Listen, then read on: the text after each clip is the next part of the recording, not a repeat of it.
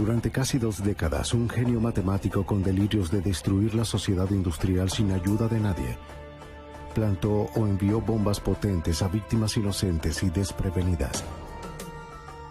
Fue una ola de caos que mató a 3 personas e hirió a más de 2 docenas. En la investigación más grande y costosa en la historia del FBI, los agentes pasaron 17 años buscando al terrorista escurridizo, conocido como el Una Bomber.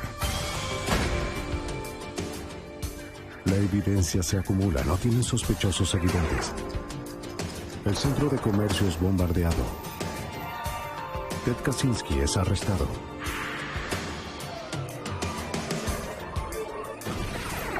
Fugitivo a un prófugo.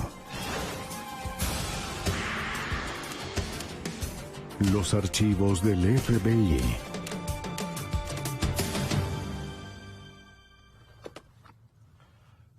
La primera bomba apareció en la primavera del año 78. El daño que causó fue mínimo, pero su impacto sería enorme. Cada nueva detonación, el terrorista aprendió un poco más sobre bombas, y la policía aprendió un poco más sobre el hombre que las envió. Sus objetivos eran universidades y aeronaves, y el FBI lo llamó el Una Bomber. Soy James Castro, exdirector del FBI en Nueva York. Antes de saber del nombre de Ted Kaczynski, sabíamos que estábamos ante un genio descontento. Lo que no sabíamos era cuán inteligente o enojado en realidad estaba, o qué tan lejos llegaría. Al tiempo que él estaba perfeccionando con detalle sus bombas, mejorábamos nuestro perfil. Todo era cuestión de quién terminaría primero. El Una Bomber. El 25 de mayo de 1978, un profesor de ingeniería llamado Buckley Christ de la Universidad de Northwestern en Evanston, Illinois, se presentó en la sala de correos con un paquete del tamaño de una caja de zapatos. El profesor Christ figuraba como el remitente y no conocía a la persona a la que iba dirigido. El guardia de seguridad del campus, Terry Marker, agregó que podría ser una bomba. ¿Estás bien? Aunque la bomba explotó, no causó mucho daño. Esto dio origen a un periodo de 20 años de violencia que dejaría perplejo al FBI y aterraría a la nación. El 15 de noviembre de 1979, el vuelo 444 de American Airlines despegó de Chicago con destino a Washington, D.C. Mientras el Boeing 727 alcanzaba la altitud de crucero, la cabina se llenó de humo. Fue un caos. El avión fue desviado al aeropuerto de Dulles, en Virginia. Una docena de personas recibieron tratamiento por inhalación de humo. De no haber sido por un cable defectuoso en la bomba, más de 100 personas hubieran sido asesinadas. Bombardear una aeronave es un delito federal. El FBI intervino. El agente Chris Roney del FBI examinó la evidencia de la bomba en la aeronave. En esencia era una caja de madera que parecía hecha a mano. Descubrimos que contenía un interruptor barométrico y otros componentes de encendido, baterías, cables y un contenedor para la carga explosiva. El interruptor barométrico iba a activarse cuando la presión cambiara en el compartimiento de equipaje, lo suficiente para cerrar el interruptor o permitir que el interruptor barométrico funcionara y detonara la bomba. El uso de un interruptor barométrico sensible a la altitud le indicó al FBI que estaban lidiando con un criminal astuto. Roney comenzó sus investigaciones con la policía de Chicago. Estaba buscando algo para comparar con el dispositivo en la aeronave. En la Universidad de Northwestern, una investigación exhaustiva reveló la existencia de 2 incidentes menores que no parecían tener relación. Además de aprender sobre el dispositivo que hirió a Terry Marker, Roney se enteró de otro. El 9 de mayo de 1979, otra bomba estalló en la Universidad Northwestern, hiriendo gravemente al estudiante graduado John Harris. Su diseño era casi idéntico al de la primera. Pero como los incidentes fueron relativamente menores, las autoridades de entonces no los relacionaron. Al pensar que se trataba de la broma de un aficionado, los restos recuperados fueron desechados. Basándose solo en las fotografías, Chris Roney concluyó que las 3 bombas eran obra de la misma persona.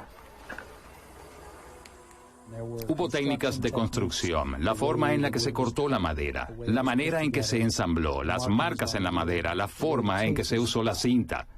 Era evidente que en las fotografías era la misma que en los casos anteriores. Las bombas caseras colocadas dentro de cajas de madera estaban hechas de componentes comunes: tornillos y clavos, pólvora sin humo y cinta negra. Los componentes habían sido hechos en casa y pulidos para hacerlos imposibles de rastrear. Algunos componentes no fueron elaborados, sino más bien tallados y manejados con detalle. Y se podía notar que fueron manipulados y cambiados a gusto. Me di cuenta de que alguien invirtió una gran cantidad de tiempo disfrutando de armar esta bomba. El FBI se percató de que estaban lidiando con un dinamitero en serie, uno que estaba apasionado de su destreza. En la década de los 50, un joven tímido e inteligente de los suburbios de Illinois llamado Ted Kaczynski se saltó un grado en la escuela primaria. Era introvertido, prefiriendo encerrarse en su habitación para estudiar, en especial para estudiar química. Era un prodigio con el nivel de inteligencia de un genio. Su coeficiente intelectual superó los 170. Ingresó a Harvard a los 16 años y se graduó en 3 años en 1962. En 5 años recibió su doctorado de la Universidad de Michigan. Como un ayudante de profesor de matemáticas en la Universidad de Berkeley, en California, Kaczynski no era un profesor popular ni extrovertido. Casi nadie lo llegó a conocer. En 1969, renunció de manera repentina. La naturaleza social de su posición como profesor era demasiado para Ted. Tan solo no parecía encajar. Para 1971, Kaczynski decidió abandonar a la sociedad por completo. Compró 6 hectáreas de terreno en una zona rural en las afueras de Lincoln, en Montana, a casi 2.000 metros por encima de la sociedad de la que iba a deshacerse. Construyó una cabaña de apenas 7 metros cuadrados, sin electricidad ni agua corriente. Ahí se sentaba solo a leer y escribir. Una de las cosas que Ted escribió fue un ensayo de 23 páginas en contra de la obsesión del hombre moderno con la tecnología y el progreso científico. Escribió que la investigación científica resultaría en la inevitable extinción de la libertad individual. Le envió una copia a su hermano David. David lo leyó y lo metió en un baúl donde permaneció guardado por 25 años. Ven para acá. En junio de 1978, Ted Kaczynski salió de su cabaña para trabajar con su hermano en una planta de corte de espuma en Illinois. El extraño comportamiento de Ted llegó a ser excesivo y su hermano se vio obligado a despedirlo. Ted había insultado a una trabajadora que se rehusó a sus insinuaciones. Ted se enfureció y en un año regresó a su cabaña en Montana, jurando nunca volver a ver a su familia.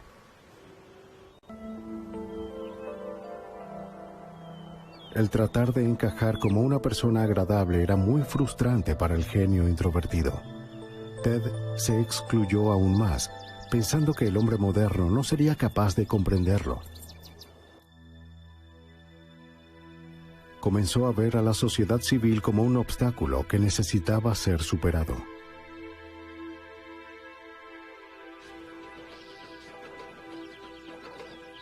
Con el tiempo, Ted se adaptó a su vida de pocos lujos.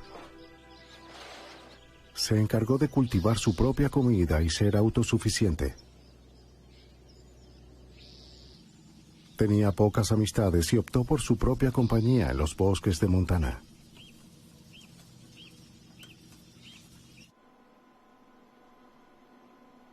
Ted rara vez iba a Lincoln. Cuando lo hacía, era para leer libros de referencia en la pequeña biblioteca de la ciudad.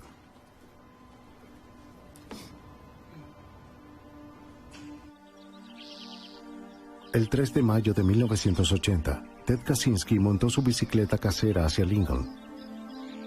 Esta vez no iría a la biblioteca. En vez de eso, tomó un autobús hacia Helena y se registró en el Hotel Helena Park para una breve estadía. Al día siguiente se dirigió al oeste. Ted tenía asuntos urgentes de los que tenía que ocuparse.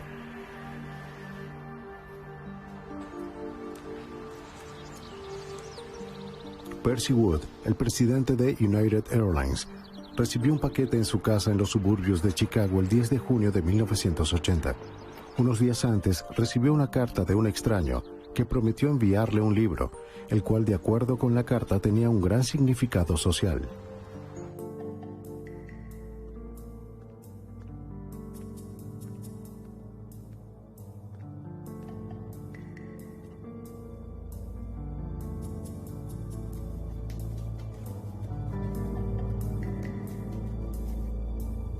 Wood colocó el paquete en el mostrador de su cocina, lo abrió y sacó el libro Ice Brothers, de Sloan Wilson. Wood estaba confundido.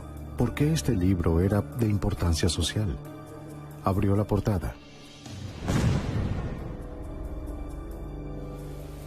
Wood casi fue asesinado.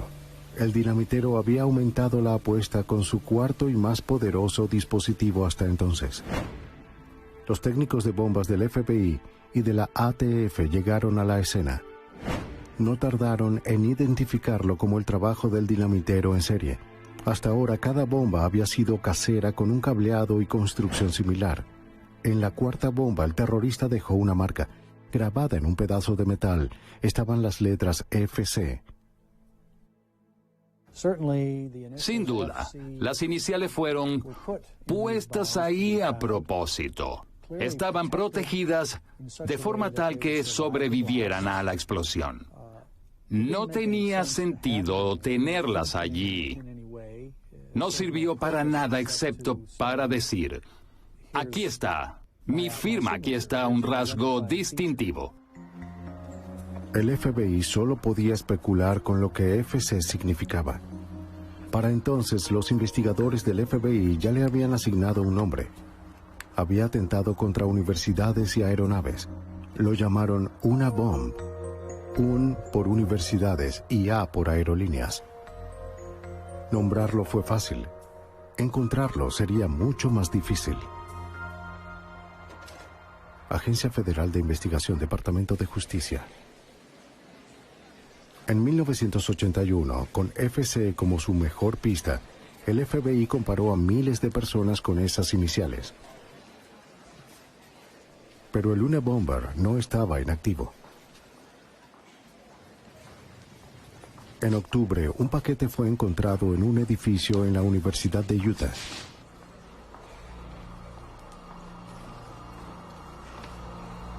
Era una bomba casera. Por suerte no servía. Ahora los investigadores tenían un dispositivo intacto y quizás un componente que podría rastrear. Llevaría tiempo averiguarlo. El Unabomber siguió trabajando. En la primavera de 1982, un paquete destinado al profesor Leroy Wood Bierson estalló en las manos de un asistente académico en la Universidad de Vanderbilt. La bomba estaba hecha de los materiales habituales con las iniciales de FC entre los restos. Los investigadores pasaron incontables horas estudiando cada detalle de los dispositivos del Unabomber. La pista más extraña surgió de pronto. Las dos últimas personas a las que fueron dirigidos se apellidaban Wood.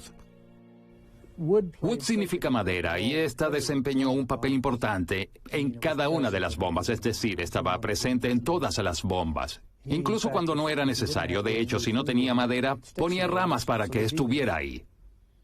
Hubo referencias a la madera en direcciones y nombres de personas en todas partes. El inspector del laboratorio del FBI, Doug Diedrich, de la unidad de rastreo, es también un experto en madera. Los materiales pueden indicar algo sobre esa persona. Pueden indicar en dónde podría vivir, lo que hace para ganarse la vida. Y esa fue una de las cosas en las que me involucré, sobre todo, en tratar de determinar de dónde venían estos tipos de ramas, en qué área geográfica, en qué parte del país. Este enfoque parecía una posibilidad remota, pero la falta de pistas dejó a los investigadores con pocas opciones. A medida que la investigación del FBI se intensificaba, también lo hacía el poder de los dispositivos de Luna Bomber. El 2 de julio de 1982, el profesor Diogenis Dangelakos, de la Universidad de Berkeley de California, un esposo leal y un profesor popular, notó un objeto extraño en el piso de la sala de café del departamento de computación.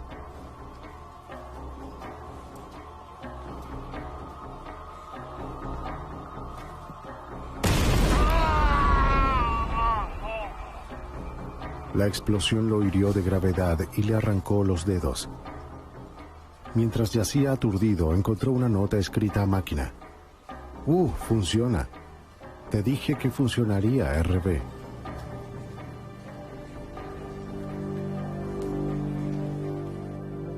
El FBI rastreó a todos los que se llamaban Wu en Estados Unidos y a todos con las iniciales RB.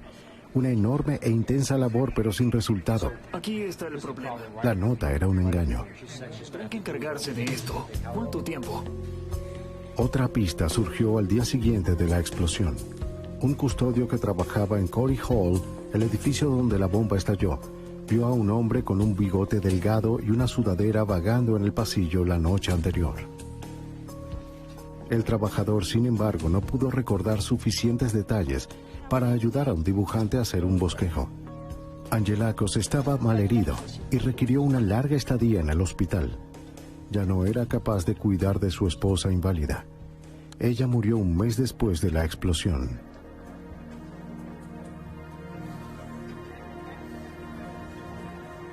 En mayo de 1985, en ese mismo edificio, el estudiante graduado de Berkeley, John Hauser, un capitán de la Fuerza Aérea, observó en el suelo una carpeta con 3 anillos que estaba encima de otro objeto. ¡Dios mío! ¡Ayuda! ¡Dios mío! ¡Oh, Dios, ayuda! ¡Ayuda! ¡Vengan acá! Hauser acababa de aplicar para el entrenamiento de astronauta. Lo que no sabía es que mientras yacía herido había sido aceptado en el programa, pero nunca volvería a volar. Su anillo de la Academia de la Fuerza Aérea fue encontrado incrustado en la pared al otro lado de la habitación. De forma irónica, el profesor Dangelakos estaba cerca cuando la bomba explotó. Corrió a ayudar a Hauser.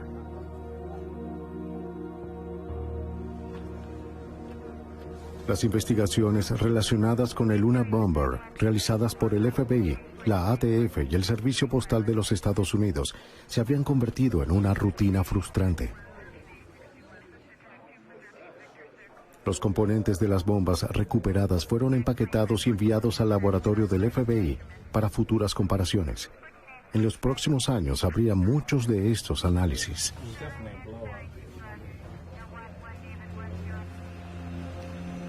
El 8 de mayo de 1985 se recibió un paquete en la corporación Boeing, en Auburn, Washington. Estaba dirigido solo a la compañía. Era pesado y tenía muchas postales.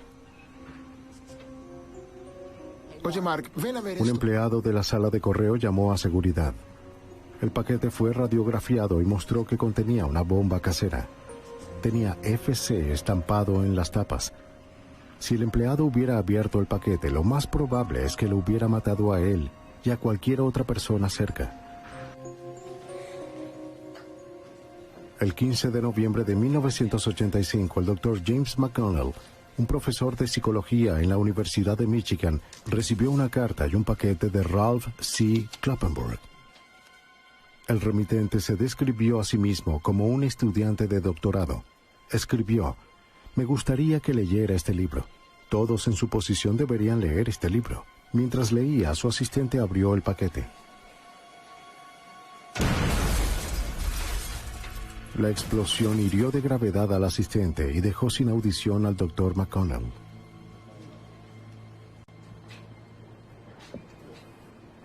Los inspectores continuaron analizando las bombas. estaban evolucionando a medida que el Luna Bomber mejoraba su diseño. Pruebas exhaustivas de laboratorio demostraron que se estaban volviendo más sofisticadas y más poderosas. Los agentes estaban frustrados, progresaban muy poco para determinar la identidad del Luna Bomber. Sus análisis confirmaban lo que ya sabían. Si los paquetes seguían llegando, solo sería cuestión de tiempo antes de que alguien fuera asesinado. Rentec. Hugh Scruton era dueño de la tienda de computadoras Rentec en Sacramento, California. El 11 de diciembre de 1985, a la hora del almuerzo, Scruton se dirigió a la puerta trasera que llevaba al estacionamiento cuando observó algo. Parecía un bloque de madera, con 4 clavos con las puntas hacia afuera. La explosión fue violenta, haciendo un agujero enorme en el pecho de Scruton, que dejó expuesto su corazón. Ahora el Luna Bomber era un asesino. La bomba que mató a Hugh Scruton era la más poderosa hasta el momento. Consistía en un tubo dentro de otro tubo y tenía todas las mismas características que las otras, hasta el grabado FC en un extremo. Ahora la investigación del Luna Bomber era un caso de homicidio. Los investigadores se apegaron a su estrategia de mantener en secreto los detalles del caso, por temor a que el Luna Bomber se enterara de lo que sabían, o peor, alentara a los imitadores. Los investigadores estaban desesperados por una pista sólida. Ted Kaczynski siempre estuvo activo en su cabaña aislada. Cuando no estaba haciendo bombas, estaba escribiendo su filosofía que lo justificaba. Para Ted Kaczynski, la sociedad tecnológica era un horror, definido por la destrucción de la Tierra y de los seres humanos, asemejándose a algo un poco más que robots sin mente. En la historia de Ted, cualquiera que estuviera participando en la dependencia de la raza humana de la tecnología era un villano. Gracias.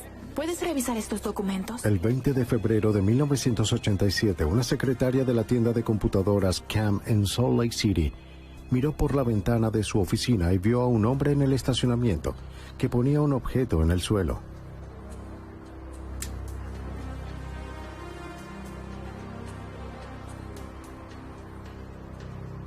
Una hora más tarde, el dueño de la tienda, Gary Wright, estaba en el estacionamiento. Observó el objeto en el suelo. Era un bloque de madera con 4 clavos con las puntas sobresaliendo.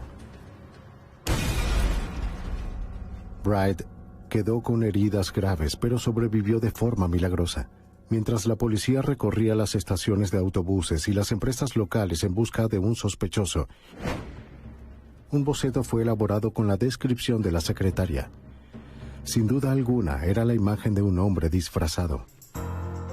El boceto no sirvió para atrapar al Luna Bomber, pero podría haber servido. Sabiendo que fue visto, el Luna Bomber pareció desaparecer. Después de 9 años de bombardeos, los incidentes relacionados con el Luna Bomber tan solo cesaron después de la explosión de Cam en 1987. La investigación había continuado, pero todas las pistas disponibles se habían agotado. Después de 6 años de silencio, los investigadores tenían la esperanza de que el Luna Bomber hubiera sido encarcelado por algún cargo no relacionado o hubiera muerto.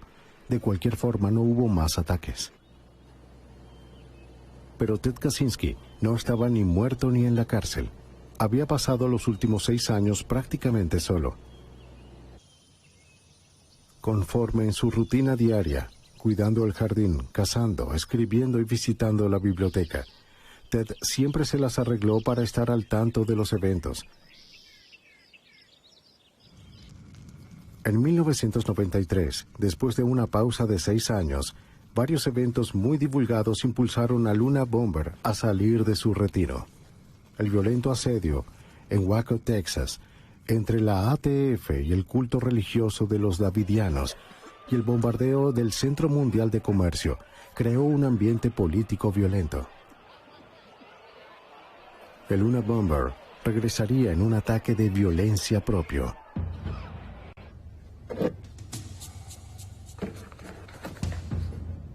El doctor Charles Epstein es un renombrado genetista de la Universidad de San Francisco.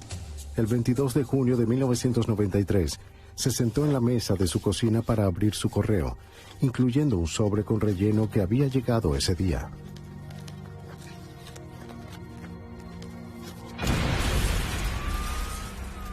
La explosión hirió de gravedad al doctor Epstein. Después de 2 horas y media de cirugía, se estabilizó y tuvo mucha suerte de estar vivo.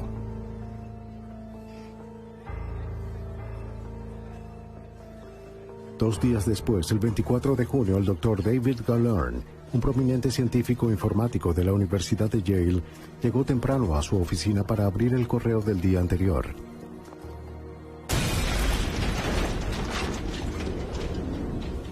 Herido en su brazo derecho, ojo y abdomen, Galern luchó para ponerse de pie y salir por la puerta en busca de ayuda.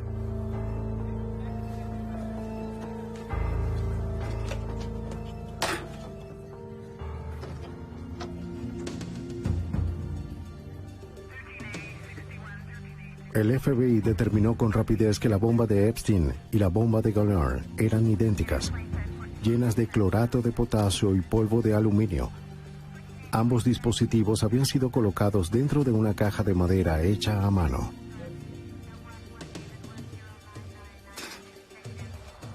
Pocas horas después del estallido llegó una carta a la sala de correo del New York Times. Era de un grupo anarquista autodenominado FC, que se atribuía la responsabilidad de los bombardeos recientes. El FC prometió más comunicados en el futuro. Se proporcionó un número de identificación al Times para garantizar la autenticidad de los mismos. Fue 553-254394. El FBI determinó que era un número de seguro social de un ex convicto de 20 años en libertad condicional en el norte de California, con un tatuaje en su brazo que decía Pure Wood. Una investigación lo descartó como el Luna Bomber. Otra pista importante fue descubierta. Impreso en el papel en la carta del New York Times estaba la nota borrosa llamar a Nathan R. Miércoles 7 de la noche. El Luna Bomber escurridizo al fin proporcionó a los agentes una pista sólida. El FBI habló con más de 10,000 personas cuyos nombres eran Nathan y cuyos apellidos empezaban con R. La búsqueda exhaustiva no arrojó nada. Parecía que a el Luna Bomber le encantaba enviar al FBI en persecuciones absurdas. El Times publicó la carta que despertó el interés del público. También condujo al FBI hacia docenas de pistas falsas, estudiantes disgustados, ingenieros de aviación e incluso un club de calabozos y dragones en Chicago. La última ronda de actividad había acelerado la investigación del FBI. Se formó una fuerza de tareas formada por el FBI, la ATF y los inspectores postales para coordinar los esfuerzos de la investigación. Jim Freeman era el jefe de la oficina de campo del FBI en San Francisco. También lideraría la fuerza de tareas del Luna Bomber compuesta por varias agencias.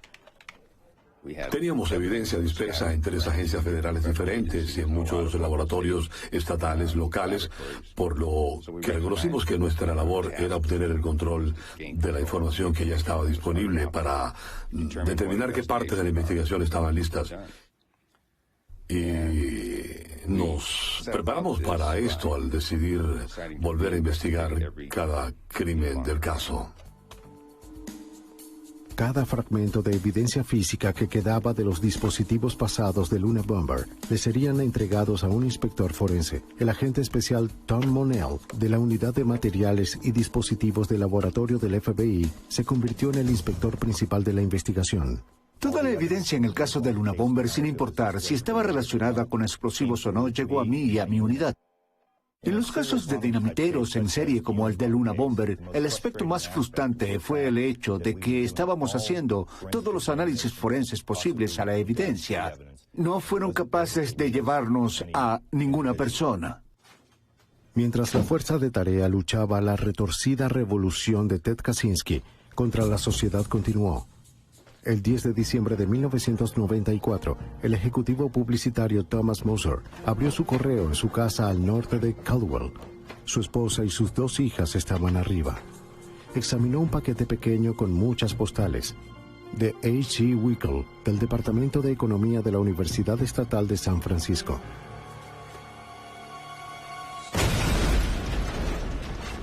La explosión fue la más espantosa hasta entonces. Decapitó al instante a Thomas Moser. Con cada dispositivo anterior en la investigación del Luna Bomber, el agente Monell fue capaz de reconstruir una réplica trabajando solo con los restos recuperados de las diferentes escenas del crimen, al igual que las 15 bombas que había reconstruido. Esta sin duda era el trabajo del Luna Bomber. Unos meses después, Ted Kaczynski se preparó para una larga visita hacia la costa oeste. Este viaje sería su mayor trabajo hasta la fecha.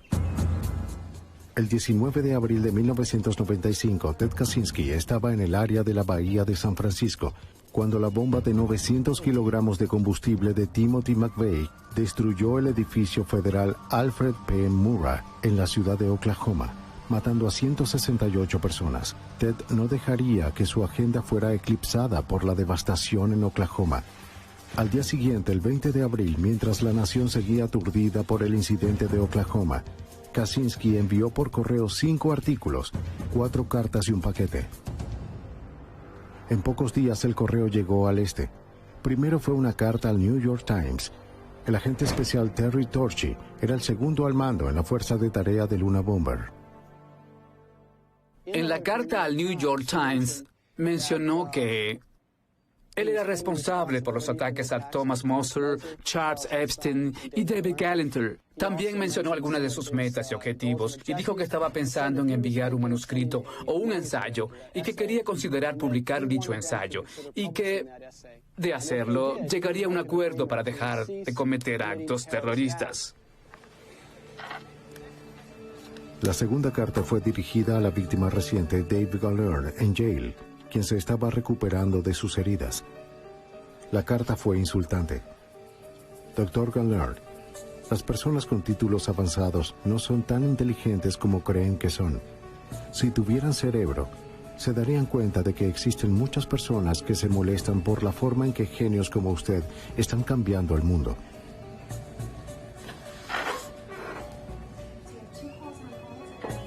El 25 de abril de 1995, un paquete llegó a la Asociación Forestal de California, dirigido a su expresidente William Dennison.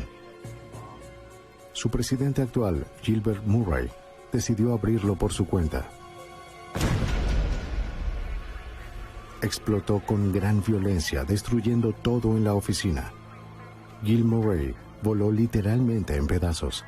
A 4 cuadras de distancia, el gobernador de California oyó la explosión desde su oficina. El temor del Luna Bomber fue nacional. Se reportaban amenazas de bombas en todas partes. La lista de sospechosos superó los 50,000 nombres. 16 años y 16 bombas después, el Luna Bomber había reclamado 3 vidas y herido a 2 docenas de personas. 2 meses después de que Murray fuera asesinado, una carta llegó al San Francisco Chronicle. Decía: el grupo terrorista FC llamado Una Bomb por el FBI está planeando estallar una aeronave del Aeropuerto Internacional de Los Ángeles durante los próximos 6 días. La amenaza tenía que tomarse en serio porque una bomba ya había puesto una bomba a bordo de un avión. No fue tan letal como para hacerlo estallar en el cielo, pero sabíamos que su habilidad para hacer bombas había progresado lo suficiente para lograr eso. El FBI se aseguró de que las medidas de seguridad entraran en vigencia de inmediato en los aeropuertos de California. Nadie que no tuviera boleto podía pasar la seguridad. Todos los bolsos fueron revisados. Los perros detectores revisaban todo. El servicio postal dejó de enviar el correo en aviones comerciales. Los pasajeros eran interrogados acerca del equipaje de mano que llevaban. Las preguntas si ellos llevaron el paquete consigo todo el tiempo o se habían empacado su maleta sin ayuda. Esas preguntas se hacen desde aquel día en el aeropuerto de Los Ángeles. El mismo día en que recibieron la amenaza en el San Francisco Chronicle, el Washington Post recibió un mensaje de FC, un manifiesto de 56 páginas. El New York Times recibió una copia del manifiesto al día siguiente, como lo hizo la revista de adultos Penthouse 2 días después. La carta al Post y al Times estableció los términos y condiciones para la publicación y aceptó en detener el bombardeo si el Post o el Times lo publicaban. Para el agente especial Terry Torchy y la fuerza de tarea del Unabomber, recibir el manifiesto fue un gran avance. Por supuesto, cuando apareció el manuscrito de Unabomber fue una gran información. Fue una gran oportunidad y sabíamos que teníamos que aprovecharla. Si se manejaba de forma correcta, podría llevarnos a identificar al Unabomber. El manifiesto titulado La Sociedad Industrial y sus consecuencias era un escrito detallado en contra de la tecnología, la genética, la izquierda, el conservadurismo y la sociedad moderna en general.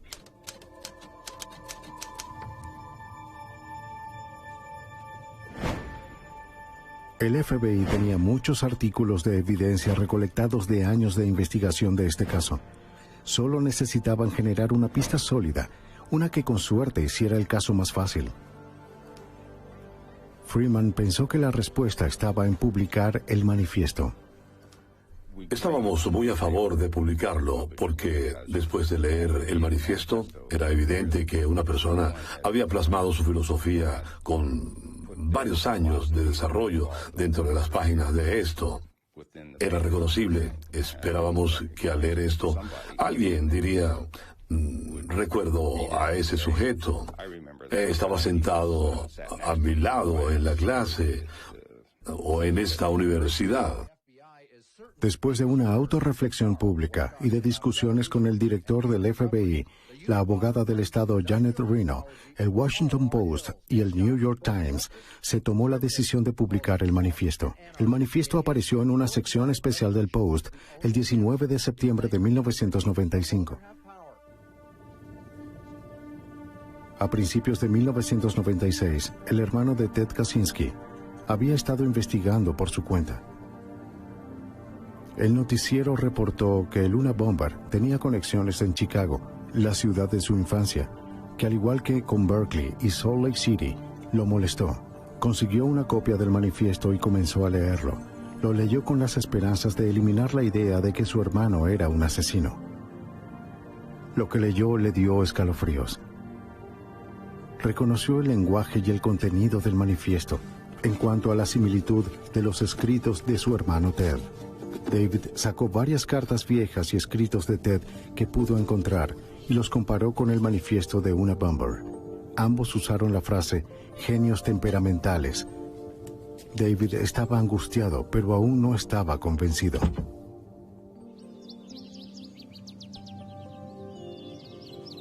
Le escribió a Ted una carta urgente. Aunque no le reveló sus sospechas, le pidió que lo visitara en Montana.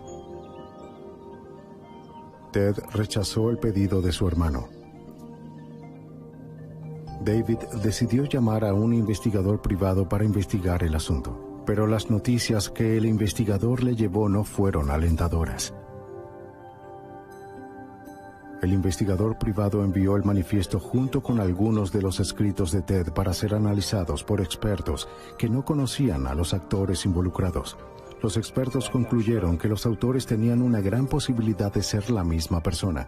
Desesperado, David continuó su búsqueda por cualquier cosa que Ted le hubiera escrito. En un viejo baúl se encontró con un ensayo que Ted le envió en 1971. David no podía seguir negando la realidad de que su hermano podría ser el Unabomber.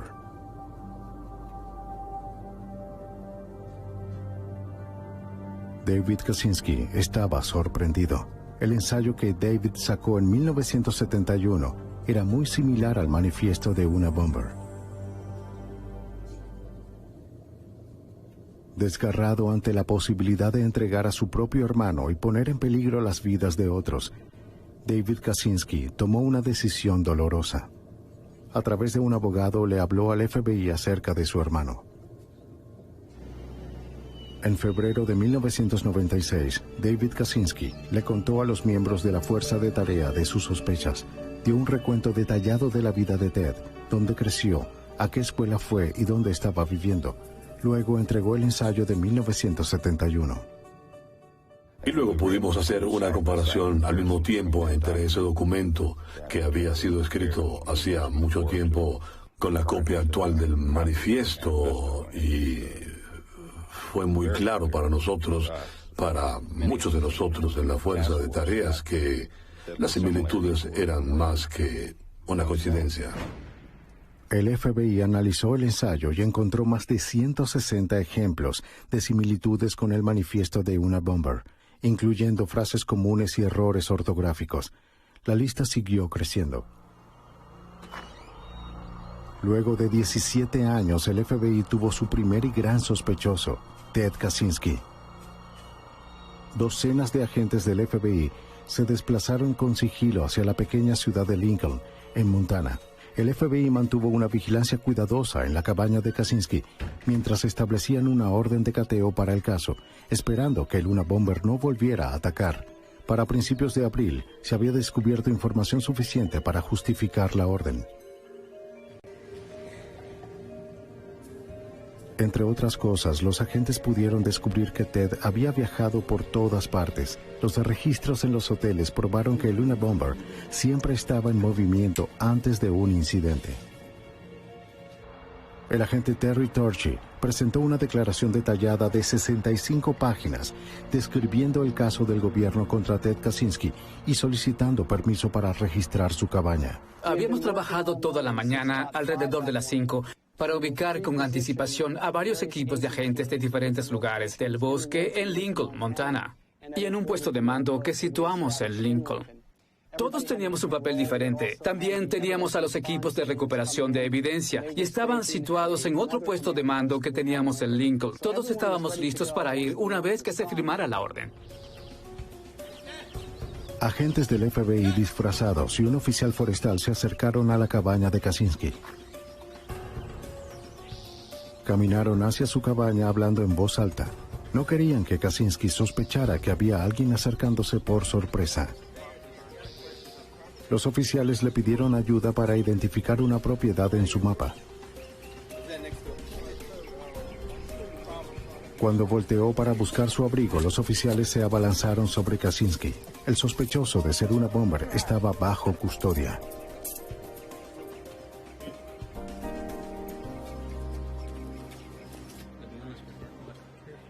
Kaczynski fue llevado de inmediato para ser interrogado en un puesto de mando temporal.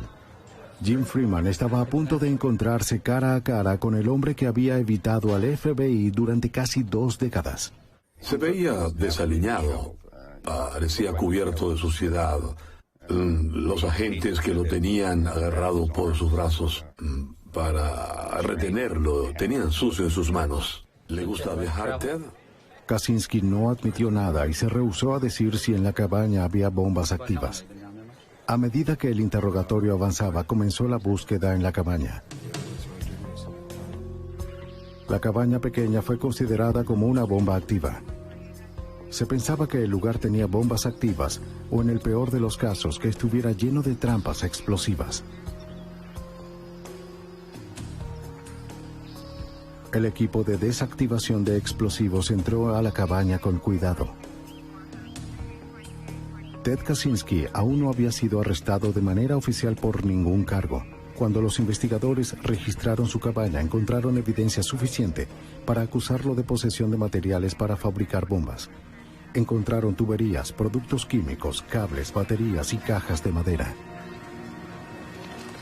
Este cargo permitiría a los agentes a retener a Kaczynski hasta que se realizara una búsqueda más exhaustiva.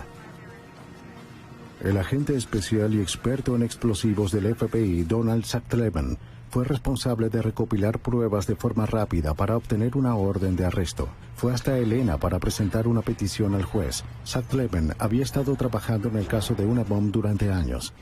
Creo que en el viaje de regreso a Helena esa noche, cuando Pat Webb y yo habíamos trabajado en esto durante tantos años, nos miramos y nos dimos cuenta de que tal vez este era el comienzo del fin. Esa noche creímos, en verdad, que, de hecho, habíamos atrapado al Unabomber. Ted Kaczynski estuvo detenido durante la noche hasta que se presentaron cargos formales de arresto a la mañana siguiente. Fue llevado por las calles en televisión nacional, pareciendo ser un solitario excéntrico.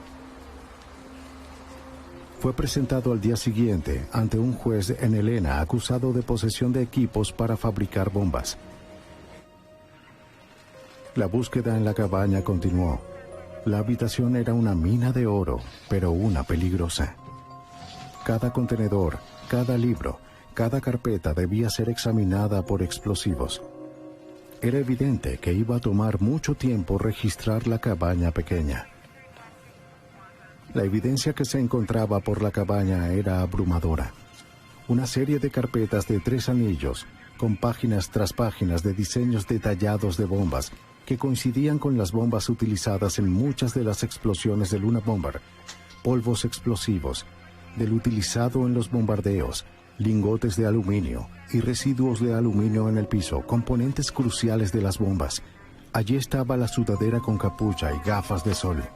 El agente Thomas Monell, experto en dispositivos Unabomb, también estaba dentro de la cabaña. La otra evidencia ubicada en la cabaña eran componentes eléctricos y cables que coincidieron con la mayoría de los dispositivos Unabomb.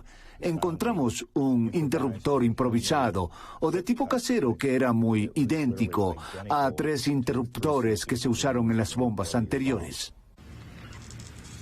Después de casi 2 días completos, la búsqueda se detuvo por un momento. Se encontró un paquete. Estaba envuelto como las bombas anteriores, con un remitente en él. Lo que faltaba era el nombre de la víctima y una dirección. Fue examinado y resultó ser una bomba lista para detonar.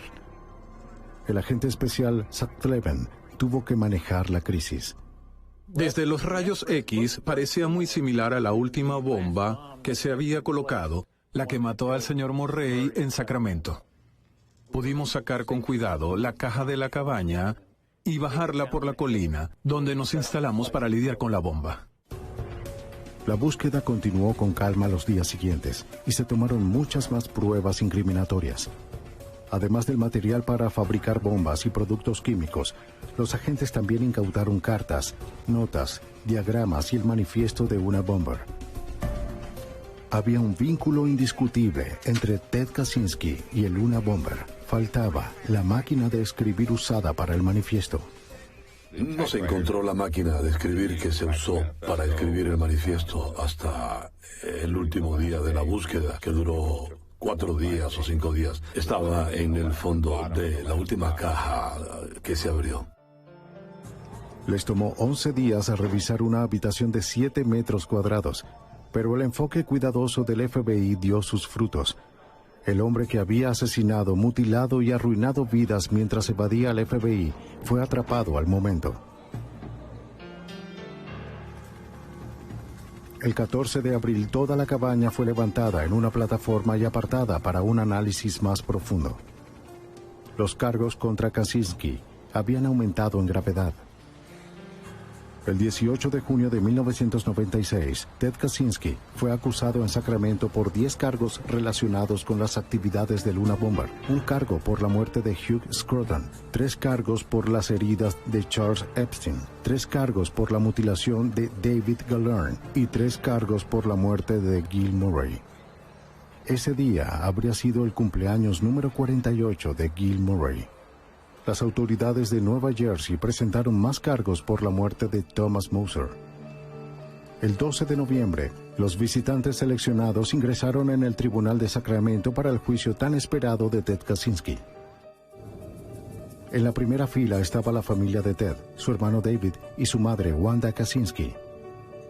Cuando Ted ingresó a la sala del tribunal, dio la espalda enojado a los miembros de su familia y nunca los reconoció. Las declaraciones de apertura estaban a punto de comenzar cuando Kaczynski se puso de pie y dijo que quería cambiar de abogado.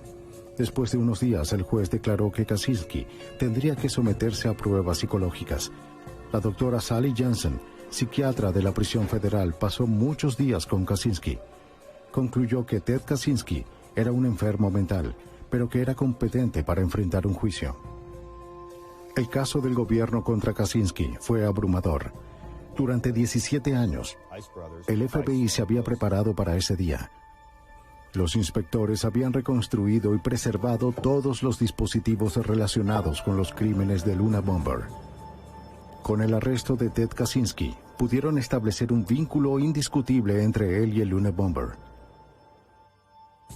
El deseo de soledad de Ted ya no se impuso.